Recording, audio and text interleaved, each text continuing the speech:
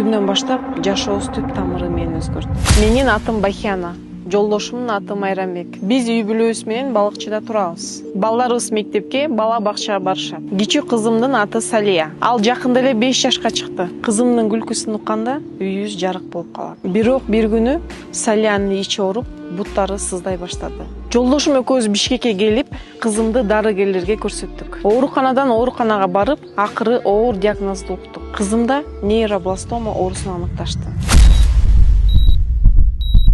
Ошол күндөн баштап жашообуз түп тамыры менен өзгөрдү. Азыр кызымдын абалы өтө коркунучтуу. Салияны сактап калыш үчүн тез арада жүлүн чучугун алмаштыруу операциясын жасатуу керек. Тилекке каршы Кыргызстанда мындай операция жасалбайт. Дарыгерлер бизди Турцияга шашылыш түрдө кетишибиз керек деп жатышат. Анткени убактыбыз жетпей калышы мүмкүн. Толук дарылоонун баасы бизде карапайым үй бүлө үчүн бул өтө чоң акча. Колубуздан келгенин баарын кылып жатабыз. Үйүбүздү жана машинабызды саттык. Карызга баттык, бирок каражатыбыз жетпей жатат. Кыргыз элим, суранам, кайдыгер карабаңыздар.